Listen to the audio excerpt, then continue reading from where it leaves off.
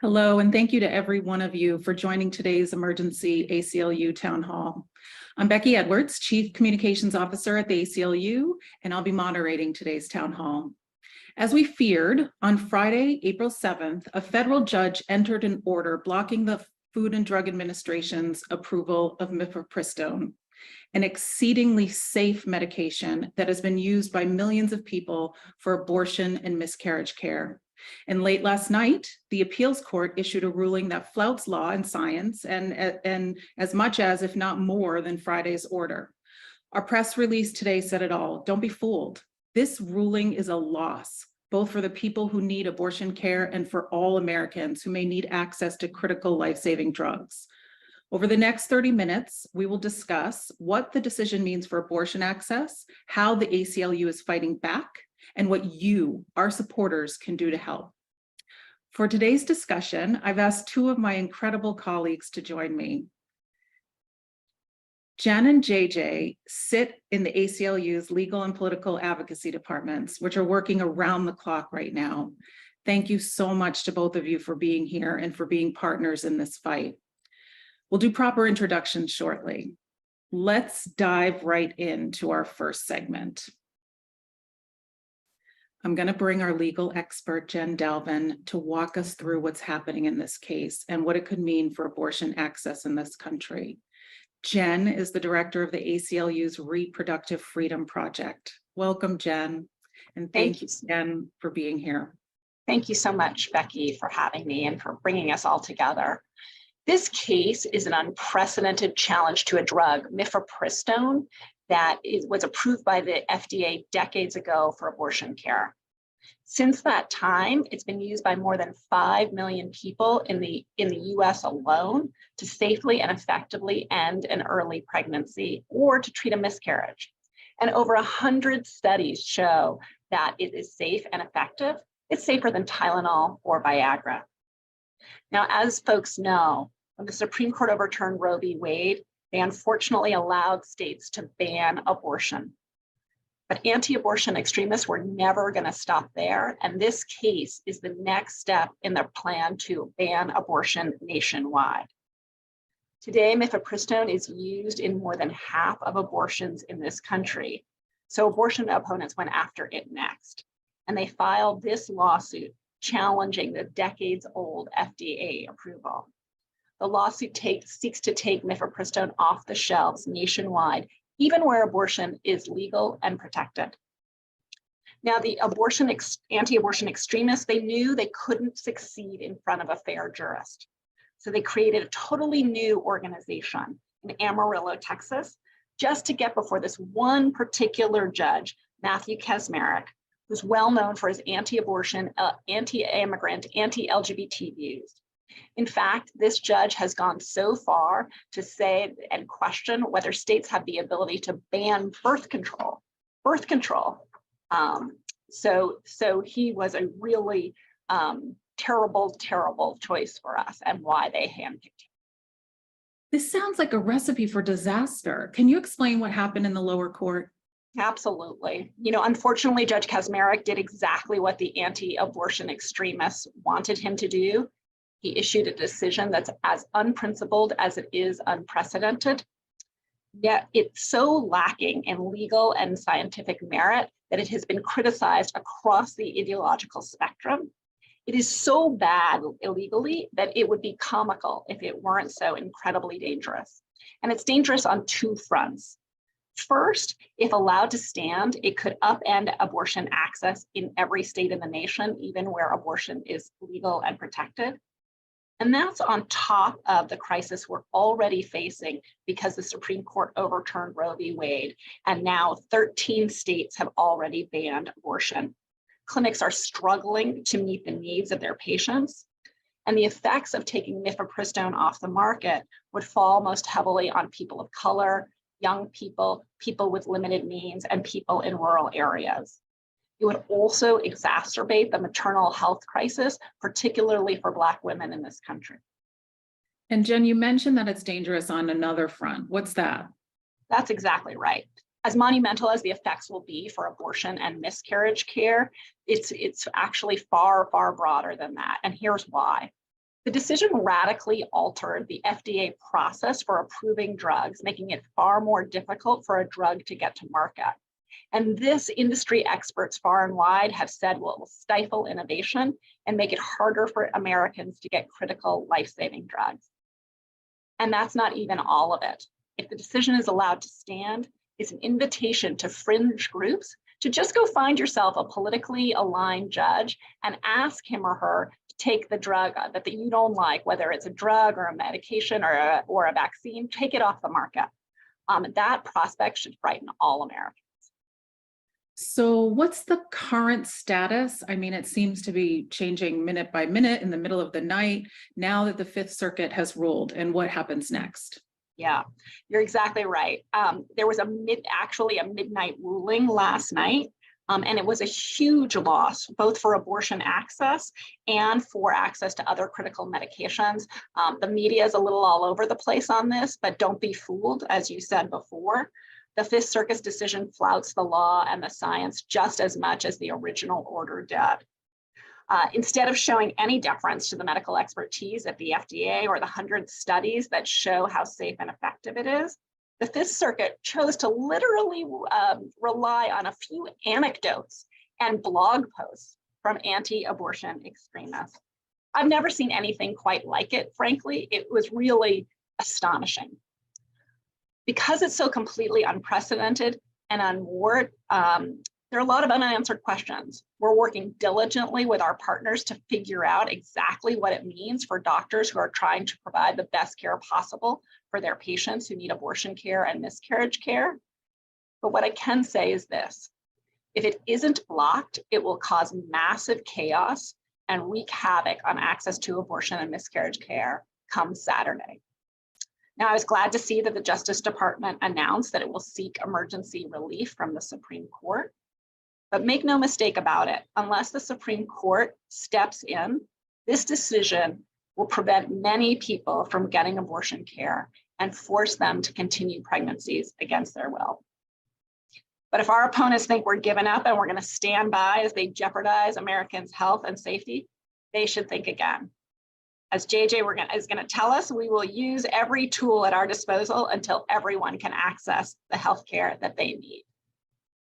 Thank you so much, Jen, for sharing what's at stake. We're going to bring you back in a bit to discuss your team's work in the courts to protect abortion access. But first, as you indicated, let's turn to our advocacy plans and how all of you, our supporters, can help to fight back. Together with you and with activists, advocates, and organizers in all 50 states, DC, and Puerto Rico, we are using the full force of the ACLU to protect reproductive freedom. So I'd like to bring in JJ Straight now to talk about the power of our advocacy efforts and the power of the people. JJ sits in the ACLU's National Political Advocacy Department as the Deputy Director of our Liberty Division. Thank you so much for joining us today, JJ. Thank you for including me today. I'm ready to go and talk about what we're going to do. You always are, and that's why I appreciate you so much. So can you break down how the ACLU is responding through advocacy in this moment? Yes, absolutely.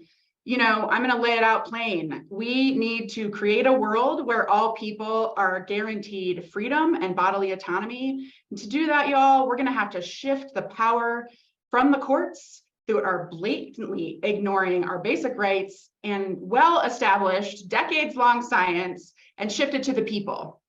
And here's how we're doing that. We have been mobilizing our base of ACLU members, activists, and supporters around this country to hold anti-abortion lawmakers and extremists accountable. For example, after Dobbs last year, we reached out to you all and we saw 20,000 folks from all over the country join in our abortion activist series to fight for abortion rights by learning what we can do everywhere to make sure in the aftermath of Roe being overturned that we were taking aggressive action to fight for that world that we know we want. We know and have been able to share across our digital platforms, which is how a lot of folks interact with us, and using the press. we're raising awareness around the use and safety of mifepristone and medication abortion, as well as the important role it plays in how we access abortion and miscarriage care. And we really showed up in the midterms, you all. We know that where abortion was on the ballot, we won. We sent an overwhelming message in this country about where the voters are on abortion, from Kentucky to California.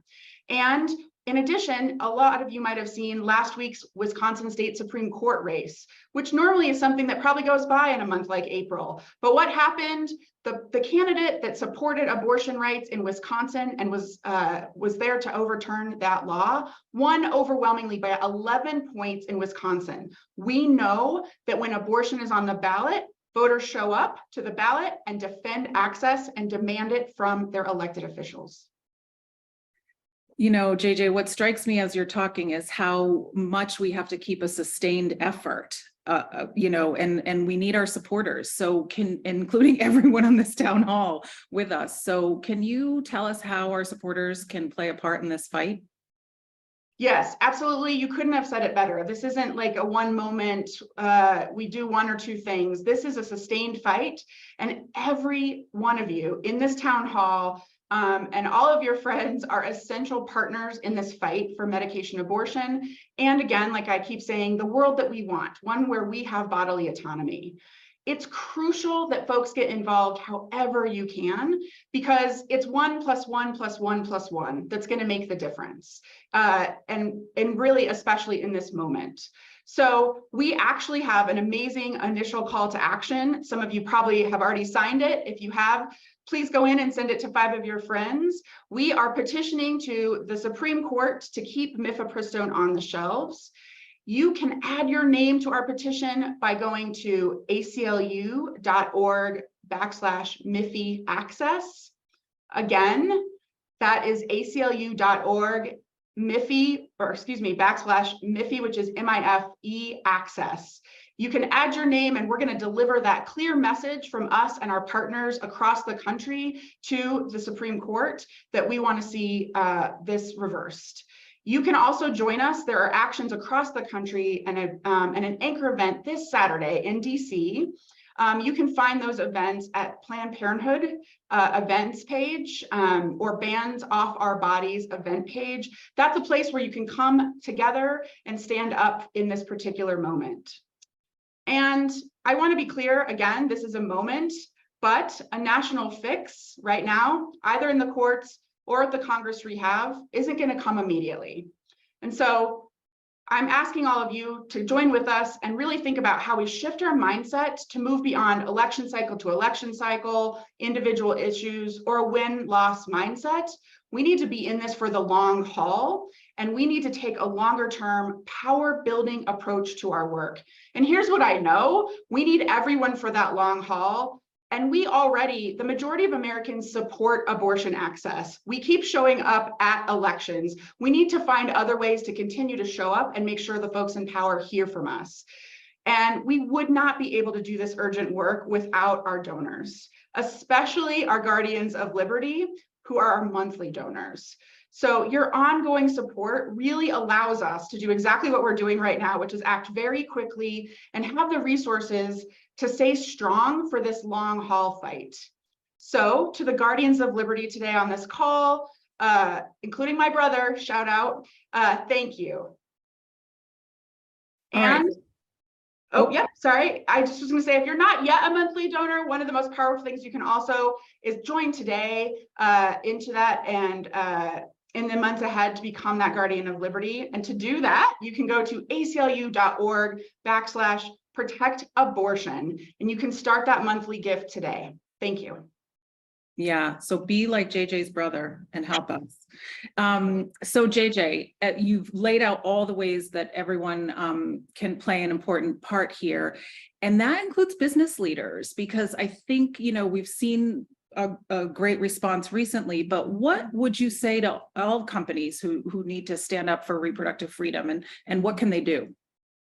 That's such a great question. In this moment, it's another place that we really need to see people stand up. And, you know, because simply put, This ban and all abortion bans are bad for business. Restricting access to reproductive care, including medication abortion, threatens the health and independence and economic stability of employees and customers, full stop.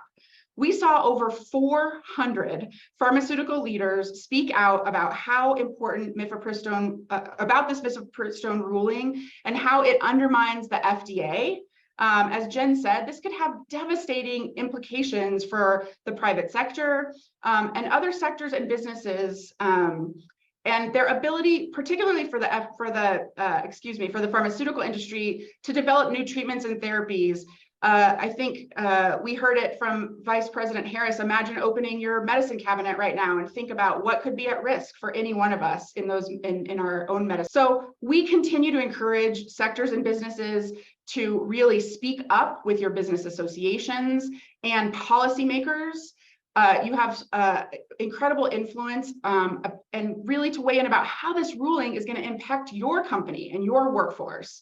And for other companies, all the companies on today, or if you know of somebody who's interested, we always encourage you to also join Don't Ban Equality, which is a collection of businesses who are working together on ways that they can engage around this issue. You can find that, just as I said it, at don'tbanequality.com.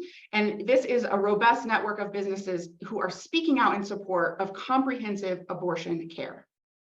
Thank you so much, JJ, and for leading the charge and for firing everybody up and for sharing ways for us to contribute. I know in these moments, we all want ways to channel our outrage. So we really needed that boost and those ideas from you. We're not only taking the fight to the streets, the ACLU is also fighting tirelessly in the courts. We are committed to doing everything we can to defend reproductive rights. So I want to bring Jen back now to talk about the ACLU's work to protect abortion access across the country. Jen, how is the ACLU responding to this and other threats to abortion in the courts? Thanks, Becky, for asking, and you're absolutely right. On this case, we've been working really around the clock, especially with the midnight decision with our partners at places like Planned Parenthood and the Center for Reproductive Rights. We've been working to make sure that the courts and the medical experts, the courts hear from all of the experts, and the media hears from them, and voters hear from them, whether they hear from the medical experts and the pharmaceutical industry about the ways this decision will impact them, and the legal experts and FDA officials about how this decision is just so wrong-headed. But this case is far from the only one that we are working on. We're trying to hold the line and protect access to abortion wherever we can.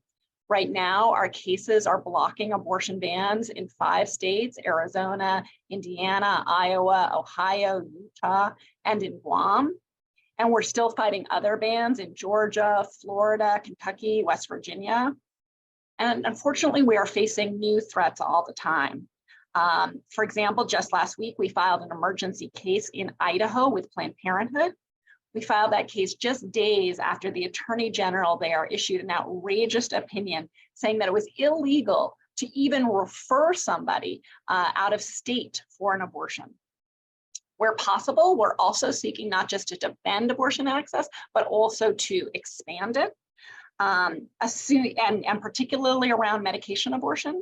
Assuming that truth and justice prevail in this case that we've been talking about today, we will continue our efforts to lift the remaining unnecessary restrictions on mifepristone. Our cases were actually the catalyst for the FDA's decision to allow people to get medication abortion through telehealth and to allow pharmacies to dispense mifepristone just like other drugs. And we'll continue that case and our work in the courts in every possible opportunity. We're seeing a lot of unprecedented things here. And I know one aspect that you and our colleagues in legal department have been looking at is the criminalization of patients and care professionals. So to that end, can you tell our supporters about our new abortion criminal defense initiative and how it fills a critical need in this, once again, unprecedented moment for abortion rights? Yeah, absolutely. I'd be happy to. I'm really proud of this initiative, but so sorry that it has to exist. After Roe was overturned, states started making it a crime to provide abortion. And currently 13 states are enforcing bans. And unfortunately, even today, more states like Florida are considering new bans. And some states are even considering laws that would allow the state to put people in jail for having an abortion, even for life. And as I said, these are criminal bans. And so people accused of violating them, whether that's by providing an abortion or helping someone get an abortion or even having abortion, well, they will all need strong criminal defense. But because abortion had been protected under Roe versus Wade, there wasn't a national system designed to ensure that this kind of defense was in place. So after Roe was overturned, we got to work. We created a new program to recruit, identify, train, support defense lawyers who would be ready to defend people if they needed it, if they were prosecuted in connection with abortion care. And I'm really proud to say the ACLU was really the ideal place to house this new initiative because we have experts in reproductive rights, we have experts in criminal defense, and we have a nationwide network of affiliates with boots on the ground in every state and who know their local legal community. So I'm really grateful that with the support of folks like the folks who are watching today, we were able to create this new initiative to meet the need of, as you said, Becky, this unprecedented time. So I wanted, with that, just echo what JJ said, and because I can't overstate how crucial you supporters are in this fight. It is your support that makes the Abortion Criminal Defense Initiative and your support that makes all of this work possible. So if you're able, like JJ, I'm going to encourage you to become a Guardian of Liberty, a monthly giver, and the website is on your screen, aclu.org/protect-abortion. And as we keep fighting to protect abortion access, I hope that you will too, that you will join us in the fight, as JJ said. And one of the best ways to do that right now today is to add your name to the petition at aclu.org/MIFI access. So I really hope you'll consider that, and thank you so much. This work is so critical, Jen. I know I speak for everyone here when I say thank you to you and the entire Reproductive Freedom Project for your efforts to protect our rights to abortion care. I would love to use our remaining time. We were trying to keep this tight, everyone, because we know we scheduled this last minute and we know, you're taking time out of your busy day to be here with us. So we're trying to keep it under 30 minutes, but I would love to use some of our remaining time for final thoughts. So I'll keep you both with me on screen. Even if we don't have both of you talking, the solidarity is much appreciated in moments like this. And JJ, I think I will ask you to give us the final thoughts. Could you, just share how you steel yourselves for this work, what further inspiration you can give us, because you've given us so much already, your time, your effort, the team's effort, and various ways of getting involved, but it would just be great to hear one more spirited effort to get us all absolutely connected. I'm happy to do that. Jen mentioned our opposition, who's going to keep fighting for the world that they want, and they are relentless, but no one is as relentless as us in the ACLU community. We are going to be in the streets, in the courts, and at the ballot box, and wherever we can to continue this fight, because it is a just fight, it is the right fight, and we know the world that we want is possible and is within our reach. We are going to have to show up over and over. We're going to have to make sure that every single person who has the power to make a decision about our lives is on the record about where they stand on this issue, and it's clear to the voters so that we're making informed decisions. And we're going to show up and push back in the streets, in the courts, and with all of you. The thing that gets me through the day the most is moments like this, to be honest, even though I'm nervous when I enter in and maybe a little shaky. But the truth is that you all are joining us when you could be a lot of other places today. And that is what keeps me going. I know that I have an army behind me and that I am standing on the shoulders of giants, and we are going to keep going and win this fight. Thank you, Jen and JJ, for having this conversation with me, with us, and for your relentless work to protect our civil liberties and civil rights every day. I am so honored and proud to be in the fight with each of you. And thank you, all of you, so much today for joining us out of, sheer will and interest to make time in your day for something so important. We could not meet this moment without you. You are amazing. You are donors, you are activists, you are motivating your friends and family, you are supporting us financially, you are supporting us with your time, with your signatures, with your voice. You are essential partners in this fight for reproductive freedom and for all the other fundamental freedoms we defend. We deeply appreciate your continued support, engagement, activism. We hope you'll take the actions we shared with you today, and we look forward to keeping you engaged in the work ahead. Goodbye. For now.